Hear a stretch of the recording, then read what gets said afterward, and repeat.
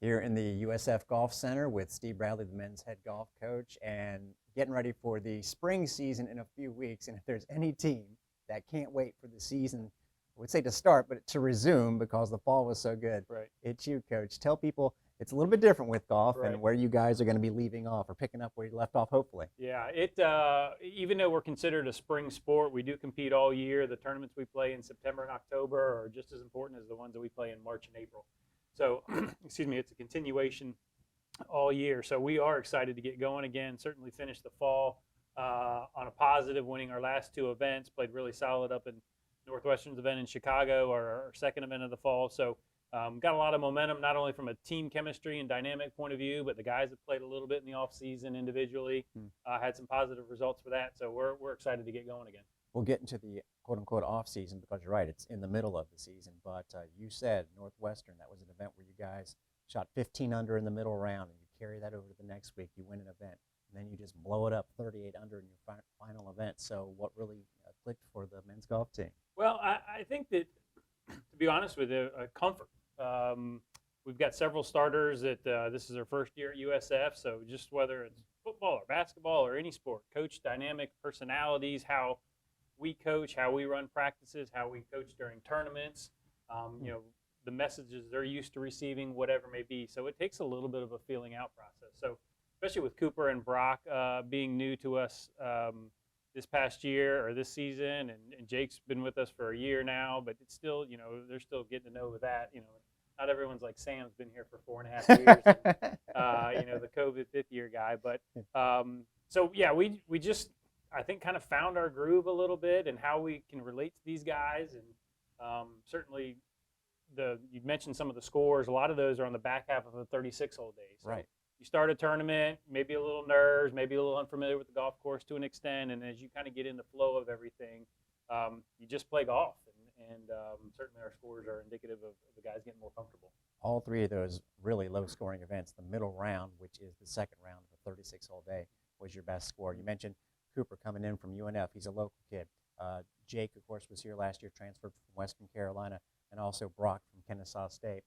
When you play golf, let's just say there was no transfer portal, although he had an interesting story. Yeah. He transferred I did transfer before the transfer portal. From Florida State to Florida, That's incidentally. Right. So, right. But how has that impacted golf? It's impacted every sport, I know. It has. And as strange as our team is with a couple transfers on, I'm not a huge fan of it, to be quite honest with you. I couldn't imagine coaching another sport with the way it is, but we have certainly benefited more than it's hurt us. We've lost a couple guys to it, but by the net of it, I mean, we are a significantly better program because of the transfer portal. And I think regardless of whether it's a freshman or somebody coming in with some college experience, finding that right dynamic and the personality of how they're going to fit in, not only athletically at USF, but also academically in the standards we have, and Coach Caldwell and I and the program we're trying to run, and trying to teach these young men to be good assets and ambassadors of our program as well as USF and USF athletics. So we've been fortunate that we've done a good job in the transfer portal. You mentioned Coach Caldwell, B-Rad Caldwell. He was a big part of this program, been here for more than a handful of years. Now, last year, didn't quite have the full roster that you're normally having, and it ended a string of 9 straight trips to the NCAA tournament. So let's get into the roster makeup. First of all, people might not realize you have a starting 5. Right. Each round drop the lowest score, but you bring more than 5. Last year, you didn't really have that much of an option. So how is it nice to have a full roster? I think that's part of the success we've had is the competitiveness we've had in qualifying.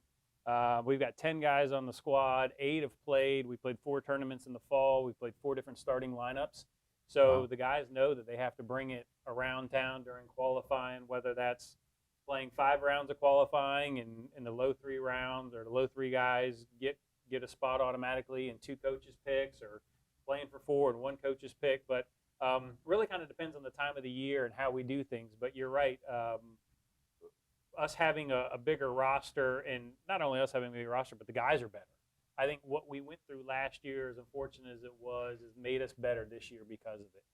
Certainly Chase got a lot of playing time last year, and his game has improved significantly because of that, as well as Jake. And I mean, whether they were playing good or not, they were playing. Sure. So they were fighting through some of the demons that they were having out there on the golf course and some of the challenges. So we went through it. certainly wasn't great at the time, but I think it's made us a better program this year for it. Chase Gullickson, he mentions qualifying. Yeah, during in between events, they have qualifying events that's against one another. So you don't just pick a starting lineup out of a hat, that kind of thing. But also during this, you mentioned it off season, you are allowed to have players compete individually. Now, I'm always going to ask a dumb question from time to time. First of all, other than how they've done, how they've competed, with everything that's going on in NIL, can you actually win prize money during these events? You can win. Okay. No, you can win some prize money. It's not an exorbitant amount, but they can win up to, I believe, $1,000 now, which certainly it usually goes towards pro shop credit, so they get more golf polos and golf balls and stuff like that. And I would go. You might want that. They get enough of those sort of things. But yeah, we did have several guys. A matter of fact, everybody on the team has competed at some point between November and here mid-January. So. Diego's actually down in Panama right now playing in the Latin American Am. Brock and Wilhelm just got done with the First Coast Am up in St. Augustine this past week. And then Cooper Smith won the New Year's Invitational over in St. Pete. Killed it, didn't he? He had a great event. Beat everybody's brains in there. And then Jake's had a really nice off season. Sam's played solid. So it's nice that they are competitive enough where they want to try to continue to improve in the off season. It doesn't take much pushing from Coach Caldwell and I. So hopefully by the time we get ready to get going here in mid-February, our first team event at UF, the guys won't have as much rust as maybe some of the other guys. February 17th is the event at UF, and going into it, we finally know what the ranking is. You don't have to go into the whole story. There was a drama with the ranking system being changed, but when the computers finally spat out the official number for the Bulls, where are we? I think we're 37 right now. That's a good spot. Yeah, it's a good spot. Certainly, you always want to be better than that. I do think that the schedule that we have set up for us in the spring, the severity of it, if we handle our business, we will improve significantly. But at the end of the day, really the only thing you're trying to do is win conference championship. Sure.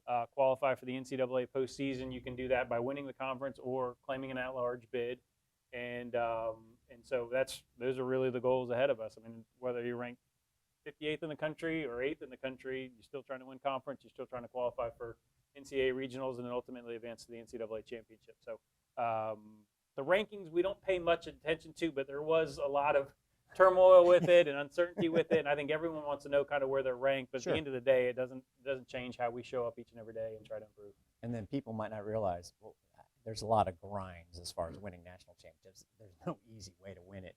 But with golf, tell people the layout, because getting through your regional is the first test. Right. And you've been there several times, I think 4 with the South Florida Bulls as a coach at the NCAA championships to win the thing. Well, first off, there are 6 regional sites throughout the country, and there's anywhere from 12 to 14 teams at each site, and the low 5 teams advance to the NCAA. So there's 30 teams at NCAA. And then you play 4 rounds of stroke play, and the low 8 teams then go to match play. And so then they'll play 3 more rounds of match play. So you're playing 7 rounds of golf in 6 days, ultimately to be crowned the national championship. And certainly would be nice to have that problem to have. I see it's not in Arizona this year. It's not in Arizona. It's a new site this year. Yeah. It's not going to be 110. Hopefully it'll be 75 and perfect, and we'd like to find out for sure.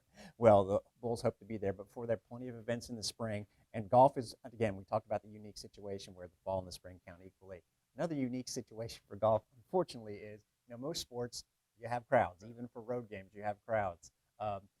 At golf, I don't know if a lot of students, as much as they like you guys, are going to travel to Wisconsin or wherever and root for you. Do we have many home chances for other than families, other people to come to check you guys out? So we've got a one-day event against Northwestern, January 27th, Saturday, January 27th, up at Southern Hills in Brooksville. So it's about 45 minutes away. It's not bad. And we play at 12:30 in the afternoon, so they don't have to get up extra early to go up and watch us or anything like that. And I've already checked the forecast; supposed to be about 75 to 80 degrees, so that's good. Excellent. We play at UF, so a couple hours away, but the next closest will be the conference championship, which is over in Bel Air, St. Pete area. That's at the 3rd week of April, and that would be the event we'd want everybody to show up for, be as loud as they possibly can for the Bulls, and hopefully cheer our guys on to another conference championship. Now, as we start to wrap it up, I got a couple fun questions, obviously. Gear. Yes. Some individuals wear a certain order of shirts. Do you guys have any sort of, not superstition, but traditional, like first round, second round, third round, or is it whatever you're feeling at the time? I know you have a lot of options, by the way. We typically start the year with letting the guys pick the uniforms, and then eventually just kind of the OCD of Coach Caldwell and I and trying to plan and get the itinerary together. Eventually, we just kind of do it. But we are superstitious, and we do have certain shirts that the guys feel better in. They have certain shirts that they think they look better in. Which is a very important part of golf. Which is a very important part of golf. And some guys think they look really good and they play really poorly in it, so that shirt's out. So we do kind of go through those revolving superstitions and changing of outfits and uniforms and everything like that. So it's quite funny to kind of see how we do it. Of your individuals, who has the goofiest set of superstitions, or just everyone's got their bizarre rituals? Yeah, everyone's kind of got their bizarre rituals. Golfers are, I mean, it's an individual sport, so they all are used to doing their own thing. I mean, everyone warms up differently. Some guys like to putt and chip before they hit balls. Some guys like to eat certain things for breakfast beforehand, so it's not like the other sports where there's a team catered meal typically, whether it's a hotel breakfast or we're grabbing something at Chick-fil-A or whatever it may be. But guys, like, they have their own idiosyncrasies in the morning and how they do things, but they all are a little superstitious in certain ways, with the number of tees they carry in their pocket to how they mark their balls and everything like that. Yeah. Oh man. Yep. Forbid you short a tee in your pocket. And last thing, it seems like you've got a good group of characters, because I saw the video yeah. of people impersonating you. Yeah. And listening to you now, I mean, a couple of the guys were okay, but this phrase, you did say it once, but that was it. Whatever it may be. Right. I mean, did you clean it up for this particular interview? I've thought long and hard, and I think that they're messing with me a little bit. I don't say it nearly as much as I believe. I did ask Coach Caldwell, and he's like, I've never heard you say that phrase. I asked my wife. She's like, there has to be something. So I think there's some playing it up a little bit. I think when they got the first question and then they went to everybody else, they followed on with it. I think they said, let's go with this. So whatever it may be, that's whatever probably not it may be, I will take it. I enjoy this group. They are a fun group. They work hard. They're competitive, and we're excited to get the spring going. Well, you heard it. This weekend, this Saturday, you can check out the Bulls, and then, of course, the season starts in a couple weeks after that in full. Best of luck. Thank you. Let's Appreciate bring back it. that NCAA tournament Go trip with Bulls. Steve Bradley and men's golf.